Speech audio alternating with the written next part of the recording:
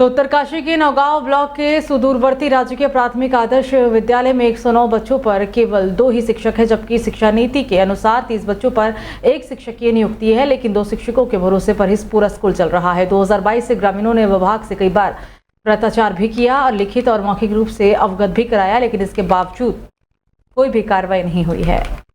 अब वो विद्यालय केस चलेगा और छात्र संख्या के आधार पे मैं ये कहना चाहता हूँ विभाग को, क्या उस गांव में समान है जहाँ 3 बच्चों पे 3 टीचर है, या इस विद्यालय में समान है जहाँ पे जो एक टीचर पे जो है 120-22 बच्चे की संख्या है।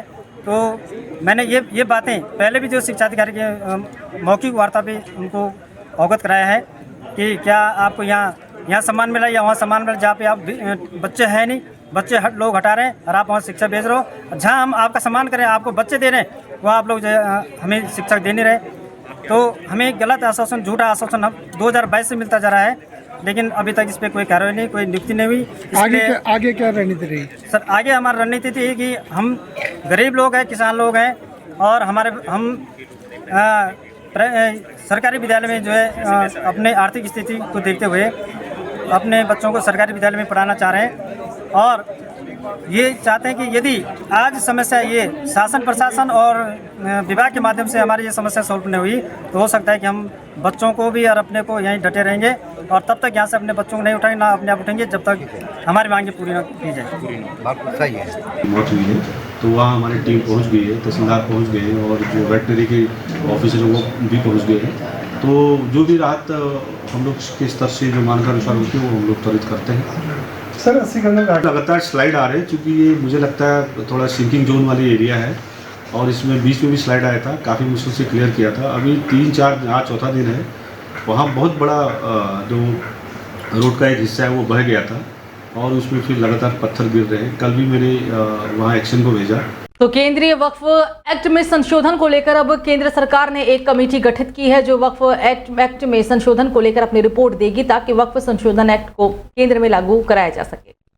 उत्तराखंड से इस कमेटी में वक्फ बोर्ड अध्यक्ष शादाब शम्स को भी रखा गया है। शादाब शम्स का कहना है कि इस एक्ट को मजबूती के साथ संशोधन लाया जा सके, और इसके लिए कमेटी भी बनाई गई है। इसके लिए बीजेपी के मुख्यालय में एक अहम बैठक भी होने वाली है। वक्फ स्टेक होल्डर और आम मुसलमानों से कमेटी में बातचीत करेगी, ताकि वक्फ से संबंधित समस्याओं और भी एक्ट में होने वाले संशोधन में क्या नुकसान और क्या फायदा होने वाला है, इसके बारे में भी राय ली जाएगी। तो चलिए खबरों में आगे बढ़ेंगे और अब बात करेंगे अगली अहम खबर की। दरअसल अगली अहम खबर जो है वो मुख्यमंत्री पुष्कर सिंह धामी ने आज बलवीर रोड स्थित बीजेपी प्रदेश कार्यालय में भारतीय जनता पार्टी के संगठन पर्व सदस्यता अभियान 2024 के तहत प्रदेश भाजपा के प्रथम सदस्य के रूप में सदस्यता ग्रहण की है। बीजेपी प्रदेश अध्यक्ष महेंद्र भट्ट ने सीएम धामी के साथ ही संगठन महामंत्री अजय कुमार को भी सदस्यता दिलाई। इसके साथ ही कैबिनेट मंत्री गणेश जोशी और सतपाल महाराज ने भी बीजेपी की सदस्यता ली। सदस्यता लेने के बाद आपको बता दें कि इस दौरान दरअसल उनका एक बयान भी सामने आया। उन्होंने कहा कि उत्तराखंड में पहले बीजेपी सदस्य के रूप में वो सदस्यता लेने से काफी खुश हैं। बीजेपी विश्व की सबसे बड़ी पार्टी है, और पार्टी ही नहीं, बीजेपी लोकतांत्रिक पार्टी भी है। बीजेपी लोकतांत्रिक पार्टी के मूल्य से संचालित होती है। करोड़ों लोगों के द्वारा बीजेपी की सदस्यता ले रहे हैं, जो कि पार्टी के अब आने वाले समय में सदस्य भी होंगे। तो पूरे प्रदेश में 100 से अधिक चेकों पर प्रशासन और आबकारी विभाग की रेड हुई है। स्टॉक रजिस्टर मेंटेन और ओवर रेटिंग की शिकायत सही पाए जाने पर दुकानें अब सीज होंगी। दरअसल मुख्यमंत्री पुष्कर सिंह धामी के निर्देश पर प्रशासन और आबकारी विभाग की टीम पूरे प्रदेश में 100 से भी ज्यादा अधिक शराब की दुकानों पर छापेमारी अभियान चला रही है। औचक चले इस अभियान से ठेका संचालकों में हड़कंप की स्थिति बनी हुई है। लंबे समय से सीएम धामी को प्रदेश में शराब की दुकानों पर ओवर रेटिंग और प्रदेश के कई क्षेत्रों में शराब की तस्करी की शिकायतें मिल रही थी, जिस पर सीएम धामी ने प्रशासन और आबकारी विभाग को अभियान चलाते हुए इस पर अंकुश लगाने के निर्देश दिए थे। और इसी बीच आज दरअसल निर्देश के अनुसार ही पिथौरागढ़, अल्मोड़ा, नैनीताल, बागेश्वर, उधम सिंह नगर, चंपावत, हरिद्वार, देहरादून, टिहरी, उत्तराखंड, चमोली, रुद्रप्रयाग और पौड़ी गढ़वाल जिले में छापेमार अभियान चलाया गया, और इसी अभियान के तहत ये कार्रवाई की गई है। हम आपको तस्वीरें भी दिखा रहे हैं अभियान के दौरान की। सीएम धामी के निर्देश के बाद ये बड़ी कार्रवाई प्रशासन के द्वारा की गई। अभियान के तहत कई शराब की दुकानों को लगातार छापेमार कार्रवाई हुई है। पूरा अमला लगा है। जो वक्फ के बेनिफिशियरी हैं वो ये चाहते हैं कि ये विधेयक रिजेक्ट हो। तक गई यार। तो हरिद्वार में ज्वेलरी शोरूम पर दिन दहाड़े हुई करोड़ों की डकैती पुलिस के लिए अब बड़ी चुनौती बनी हुई है। आज आईजी गढ़वाल के एक घटना स्थल पर पहुंचकर जायजा लिया और पीड़ित सराफा कारोबारी से बातचीत भी की। इस दौरान आईजी के साथ हरिद्वार के एसएसपी समेत जिला पुलिस के कई अधिकारी भी मौजूद रहे। मीडिया से बात करते हुए आईजी ने दावा किया कि पुलिस वारदात को चुनौती की तरह से ले रही है। पुलिस को कुछ अहम सुराग भी हाथ लगे हैं और जल्द ही बदमाशों को धर दबोच लिया जाएगा। एक ये दिन दहाड़े एक बहुत ही पुलिस के लिए एक चुनौतीपूर्ण दुस्साहसपूर्ण ये बदमाशों ने ये काम किया है और हम लोग इसको चुनौती के रूप में ले रहे हैं और हमने जो भी इसमें एक्शन लेना है सीसीटीवी फुटेज वगैरह से हमने स्पष्ट कर लिया है और जैसा कि हमें फीडबैक भी मिला है ये वादी की ओर से, तो उससे हम लोगों ने सारी टीम बना के और काम करना शुरू कर दिया गया। पूर्व में भी इस तरह की घटनाएं लगता है इन लोगों के द्वारा किया गया है, क्योंकि दूर के रहने वाले प्रतीत होता है। इस तरह से बिना मुंह को ढके हुए देखा होगा आपने सीसीटीवी फुटेज में भी, इनका चेहरा स्पष्ट दिखाई पड़ रहा है। तो हम लोग इसको ट्रैक कर रहे हैं और बहुत सारी चीज़ें हमें साक्ष्य भी मिला है, जिसको मैं समझता हूँ कि विवेचना और मुलजिम को पकड़ने में थोड़ा सा बाधक न हो, इसलिए मैं शेयर करना नहीं चाहता हूँ। लेकिन हम लोग धीरे धीरे मुलजिम की तरफ बढ़ रहे हैं और हम लोग बहुत जल्दी हम मुलजिमों को हम गिरफ्तार करें। तो रुड़की के माधोपुर में पुलिस की कार्रवाई के दौरान हुई युवक की मौत के मामले में बीजेपी और कांग्रेस के बीच जमकर राजनीति हो रही है। कांग्रेस के नेताओं के द्वारा ज्वाइंट मजिस्ट्रेट और एसएसपी ऑफिस घेराव के बाद हरिद्वार में बीजेपी नेताओं ने प्रेस कॉन्फ्रेंस करते हुए कांग्रेस पर जोरदार हमला बोला। पूर्व कैबिनेट मंत्री स्वामी यतीश्वरानंद के साथ प्रेस कॉन्फ्रेंस करने पहुंचे नेताओं ने कांग्रेस पर तुष्टीकरण की राजनीति करने का आरोप लगाया। स्वामी यतीश्वरानंद का ने कहा कि कांग्रेस गौ तस्करों के साथ खड़ी हुई नजर आ रही है। उन्होंने पुलिस की कार्रवाई का समर्थन करते हुए कहा कि वेदों में कहा गया है कि गौ हत्या करने वालों को कांच घोलकर पिला देना चाहिए ताकि वो तड़प तड़प कर मर जाएं। वजह है एक जाति विशेष की वोट लेने के लिए, और मैं ये भी कहना चाहता हूँ पूरा मुस्लिम समाज इसमें सम्मिलित नहीं है। अगर हरिद्वार के अंदर एक साल के अंदर सैकड़ों गोकशी की सूचना मिलती है प्रशासन को, उसमें 50% सूचना गोकशी कर रहे हैं तो उससे हमारे मुसलमान नौजवान साथ ही देते हैं। तो उस समाज के अंदर कुछ सिरपरे लोग हैं और जिसका संरक्षण कांग्रेस का उनको समर्थन है। गाय हमारी माता है और हमारे वेद में कहा है गावो विश्वस्य मातरः, गाय पूरे विश्व की माता है। और वेद में तो यहाँ तक भी कहा है गो हत्या करने वाले को किस प्रकार से उसको मारना चाहिए, कंच घोलकर उसका जहर बनाकर उसको दे देना चाहिए ताकि वो तड़प तड़प कर मरे। वेद में कहा गया है, वेद में इतना महत्व इस गाय का है। तो आज हम किसी भी कीमत पर गो हत्या करने वाला कितना भी बड़ा ताकतवर हो, कितना भी ज़्यादा पैसे वाला हो, किसी भी राजनीति का संरक्षण उसको प्राप्त हो, हम उनके इस मंसूबों को कामयाब नहीं होने देंगे। तो खबर उधम सिंह नगर के जसपुर से, जहां उत्तराखंड गन्ना विकास सलाहकार समिति के उपाध्यक्ष श्यामवीर सैनी नादेही शुगर मिल पहुंचे, जहां पर बीजेपी कार्यकर्ताओं ने उनका जोरदार स्वागत किया। इस दौरान बीजेपी प्रदेश कार्यकारिणी सदस्य मनोज पाल, मंडल अध्यक्ष गौतम गिरी भी वहां पर मौजूद थे। सलाहकार समिति के उपाध्यक्ष ने नादेही शुगर मिल का निरीक्षण किया, जिसके बाद गेस्ट हाउस में मिल प्रबंधन कर्मचारियों और किसानों के साथ बातचीत भी की और किसानों के साथ आने वाली समस्याओं के निराकरण के लिए मिल प्रबंधन के साथ बातचीत भी की गई। अभी चलने की तैयारी में है। पिछले साल गन्ने की कमी रही है और नो केन की समस्या कई फैक्ट्री में रही है हमारे शुगर मिल्स में। तो इस साल हमारा मौसम ने अच्छा साथ दिया है। ऊपर उस मौसम के साथ की वजह से गन्ना पहले से मेरे ख्याल से दुगने से ज़्यादा होने की उम्मीद है और इसलिए सभी फैक्ट्रियों को एक बार उनका निरीक्षण जो ठीक समय पर उनकी मेंटेनेंस हो जाए, रिपेयर हो जाए, जिससे बीच में कोई बाधा ना आए।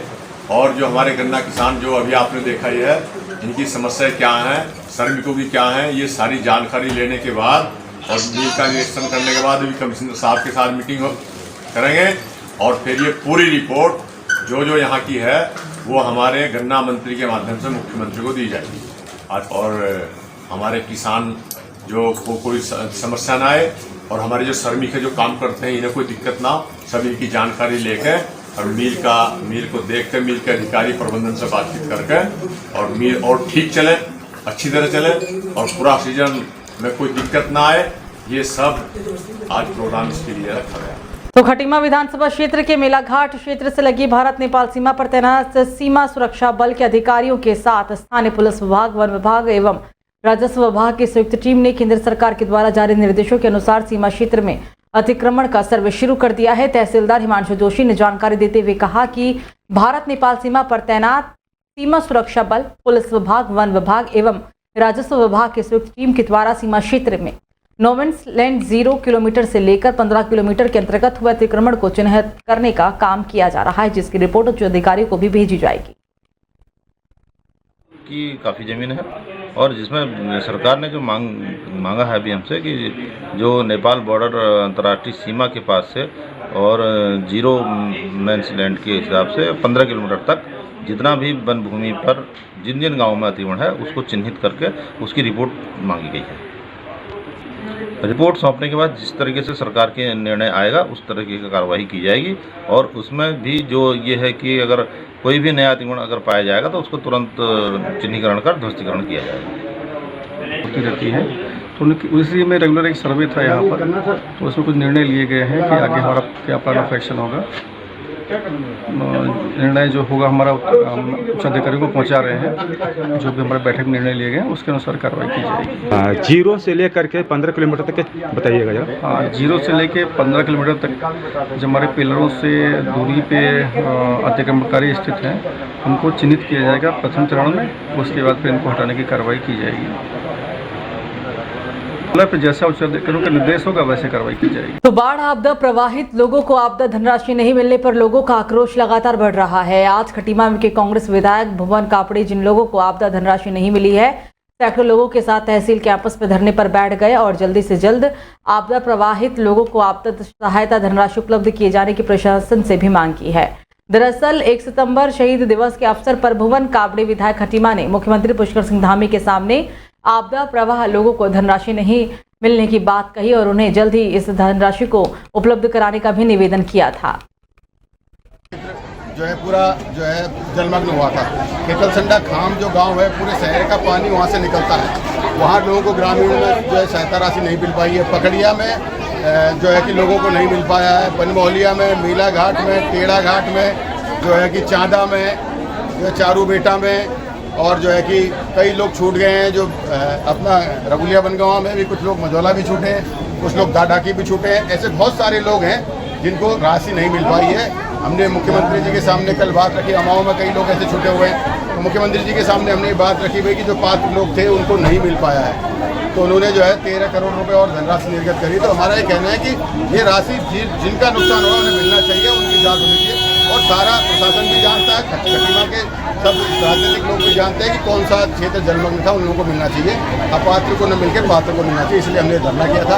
हमने एसडीएम को ज्ञापन दिया है, अगर ये नहीं मिलेगा पात्र को हम इस आंदोलन को और बढ़ाएंगे। एसडीएम साहब ने कहा कि वो बजट जिले में आ गया है, उनके यहाँ बजट आने की तैयारी, जैसे यहाँ बजट आएगा 5 दिन में इसकी शुरुआत करेंगे। तो लक्सर पुलिस ने फाइनेंस कर्मी के साथ लूट की घटना को अंजाम देने वाले 2 शातिर लुटेरों को गिरफ्तार कर लिया। पुलिस ने शातिर लुटेरों से फाइनेंस कर्मी से लूटी गई बाइक को भी बरामद किया। दरअसल बीते 26 अगस्त को लक्सर क्षेत्र के पंचवली गांव के रास्ते पर दिन दहाड़े फाइनेंस कर्मी की बाइक और बाइक लूटकर ये बदमाश फरार हो गए थे। तो वहीं लक्सर तहसील सभागार में आज हरिद्वार एडीएम दीपेंद्र सिंह नेगी की अध्यक्षता में तहसील दिवस का आयोजन किया गया, जिसमें एडीएम दीपेंद्र सिंह नेगी और फिर लक्सर एसडीएम गोपाल सिंह चौहान के द्वारा जन समस्याओं को सुना गया। वहीं एसडीएम गोपाल सिंह चौहान ने कहा कि आज तहसील दिवस में 65 शिकायतें आई है, जिसमें ज्यादातर शिकायतें जमीन से जुड़ी हुई थी और उन्हें राजस्व विभाग से संबंधित उन्हें भी निर्देश दिया गया। उन्होंने कहा कि बाकी शिकायतें लोक निर्माण विभाग, बिजली विभाग, पेयजल विभाग आदि से संबंधित थी। 65 शिकायतें आई हैं 65 और मैक्सिमम शिकायतें राजस्व विभाग की है, पेमाई से संबंधित है और सरकारी भूमि पे कब्जे से संबंधित है।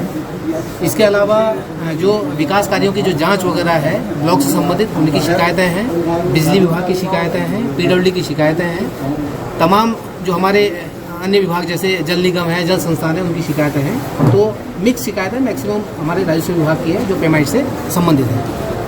सर कुछ शिकायतें ऐसी देखिए, आज भी जब हमारा तहसील दिवस शुरू हो रहा था तो सभी विभागों को यही बताया गया था कि जो ये शिकायतें आ रही है ये हमारे पोर्टल पे भी अपलोड होती है और माननीय मुख्यमंत्री जी इसकी भी समीक्षा करते हैं, तो उनको स्पष्ट बता दिया गया है और इसका हम फॉलोअप भी करते हैं। यहाँ से भी पूछा जाता है कि आपने कितना निस्तारित किया है और वो अपलोड भी होता है। अब इसमें जब से ये हमारा ऑनलाइन अपलोड होना शुरू हुआ है तब से जिम्मेदारी और अधिक फिक्स हो गई है, तो कोई भी विभाग इसमें टाल मटोल नहीं कर पाएगा और अगर कोई टाल मटोल करता है तो खिलाफ कार्रवाई की जाएगी। देखिए तो पौड़ी में अब ई वन विभाग की टीम खुद भी निशानबाजी को सीखने मैदान में जल्द उतरेगी। दरअसल मानव वन जीव संघर्ष की घटनाओं में सबसे अधिक हमले गुलदार के इंसानों पर हुए हैं और बीते 6 महीने में गुलदार हमले में 10 लोग जख्मी हुए हैं, जबकि 3 मासूम अपनी जान भी गंवा चुकी हैं। ऐसे में हर समय ग्रामीणों में गुलदार की दहशत बनी रहती है। अब वन विभाग के आदमखोर गुलदार को ट्रैंकुलाइजर करने या फिर ढेर करने की परिस्थिति के लिए निशानबाजी और फिर वेपन ट्रेनिंग का भी परीक्षण सशस्त्र सीमा बल के जवानों से राइफल शूटिंग की कार्यशाला में लेंगे, जो कि कर्मियों के भी हौसले को बढ़ाएगी। ट्रेनिंग एसएसबी के प्रशिक्षण केंद्र श्रीनगर में लिया है। 5 दिनों का प्रशिक्षण हुआ है और बहुत अच्छा हुआ। हमें वहाँ पे बहुत कुछ सीखने को मिली, जैसे कि हथियारों के बारे में जानकारी, उसके रख रखाव के बारे में, हथियारों की सफाई के बारे में, हथियारों को चलाना सिखाया गया।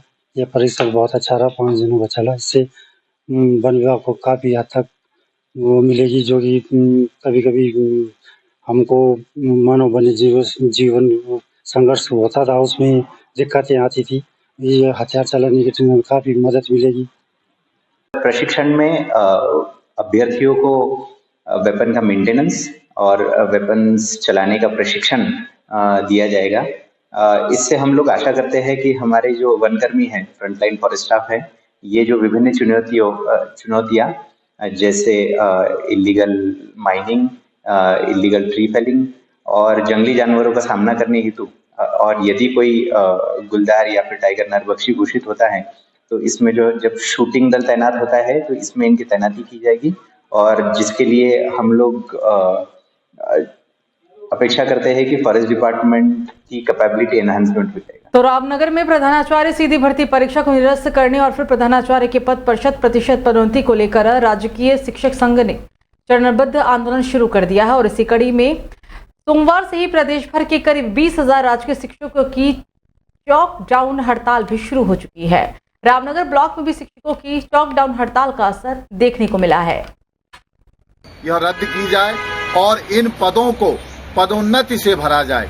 अगर हमारी आज की हड़ताल से सरकार हमारी मांग को पूरा नहीं करती है तो हम शिक्षक दिवस पर काला फीता बांधकर अपने आंदोलन को जारी रखेंगे। 6 सितंबर को जिला मुख्यालयों पर सारे शिक्षक, पूरे प्रदेश के 20,000 शिक्षक अपने अपने जिला मुख्यालयों पर आकस्मिक अवकाश ले हड़ताल पर रहेंगे। उसके बाद हमारा क्रमिक अनशन होगा और फिर हम लोग प्रांतीय अपने निदेशालय पर देहरादून में आमरण अनशन शुरू कर देंगे। तो रामनगर के खताड़ी क्षेत्र में एक सरकारी स्कूल के ग्राउंड में नाइट क्रिकेट टूर्नामेंट का आयोजन किया गया, जिसकी थीम नशे से नाता तोड़, खेल से रिश्ता जोड़ो के तहत पहला मैच खेला गया है। जिसके पहले मैच में मुख्य अतिथि रामनगर के वर्तमान विधायक दीवान सिंह बिष्ट रहे। इस बीच दिल्ली 24 भारत के संवाददाता अरबाज खान ने खास बातचीत भी की। उन्होंने क्या कुछ कहा, आप भी सुनिए। दिल्ली 24 भारत देख रहे हैं। इस वक्त हम मौजूद है रामनगर के खताड़ी क्षेत्र में, जहाँ पे नाइट टूर्नामेंट का जो आयोजन किया गया है। एक तरफ तो देखा जाए रामनगर में जो नशा और चोरी चकारी बढ़ती चली आ रही है, दूसरी तरफ जो युवाओं द्वारा इस टूर्नामेंट का आयोजन किया गया है। हमारे साथ यहाँ पे इस टूर्नामेंट के जो मुख्य अतिथि है वो माननीय विधायक जी है दीवान सिंह बिष्ट जी। उनसे जानेंगे सर, जिस तरीके से रामनगर में नशा और चोरी चकारी बढ़ती चली जा रही है और एक युवाओं द्वारा ये टूर्नामेंट का आयोजन किया गया है, कैसा लगता है जब इस तरीके का टूर्नामेंट अपना किए जाते हैं? बहुत अच्छी सोच है जिस प्रकार से आज बच्चों में नशे की आदत पड़ रही है, तो एक अच्छी सोच है जिन लोगों ने, नौजवानों ने ये कोशिश करी कि बच्चों को नशे की ओर से हटाकर खेल की ओर, आज खेलों में भी भविष्य है लोगों का जी, खेलों के माध्यम से लोग आज बहुत दूर तक पहुँच रहे हैं। और मैं रहमान क्लब को और मुबारकबाद देना हूँ कि उनकी जो ये सोच है कि हम बच्चों को नशे की ओर से हटाएं, खेलों के ओर जोड़ें, तो एक बहुत अच्छी सोच है। और इस आज पहला दिन है कि इसमें रामपुर की जो हमारे मेहमान हैं उनका और हमारे यहाँ की रामनगर की टीम का आज पहला मुकाबला है। और ये बताया गया है कि 32 टीमें हैं, तो इस प्रकार के जगह जगह की बाहर की भी हैं, लोकल की भी हैं।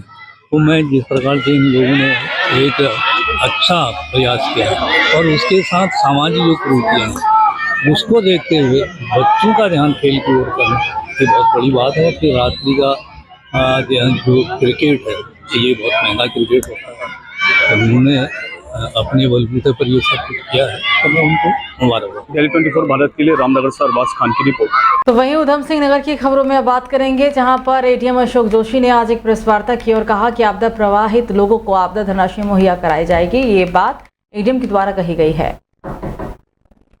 सर्वे तहसील और राजस्व और कृषि विभाग द्वारा संयुक्त रूप से किया जा रहा है। लगभग ये समाप्ति की ओर है। हमारा अभी तक 2827 हेक्टेयर जो कृषि भूमि है उसमें फसल क्षति की सर्वे में सूचना प्राप्त हुई है, जिसमें 3221 ऐसे परिवार हैं जो 2 हेक्टेयर से कम की जिनके पास लैंड होल्डिंग थी, जिनको सीमांत लघु कृषक कहते हैं, और 1366 ऐसे थे जिनके पास 2 हेक्टेयर से ज़्यादा की लैंड होल्डिंग है। तो ये टोटल दोनों श्रेणियों में मिला के लगभग 4500 परिवार या किसान आप कहें ऐसे हैं जो प्रभावित हुए हैं। इनकी लिस्ट भी आ चुकी है। इसमें तहसील प्रशासन अपनी कवायद कर रहा है और इसकी भी धनराशि शीघ्र ही किसानों को वितरित कर दी जाएगी। तो मैं सभी लोगों को ये आश्वस्त करना चाहता हूँ कि वो लोग निराश न हों। वो वास्तव में अगर कोई पात्र व्यक्ति छूट गया है तो वो स्वयं में भी आके तहसील में एसडीएम से, तहसीलदार से अपना आवेदन पत्र दे सकते हैं, या जनप्रतिनिधिगणों से मेरा अनुरोध है कि वो एक लिस्ट बना के हमारे एसडीएम साहब को दे दें, हम उसमें जांच करा के शीघ्र से शीघ्र उन लोगों को भी धनराशि का वितरण करा।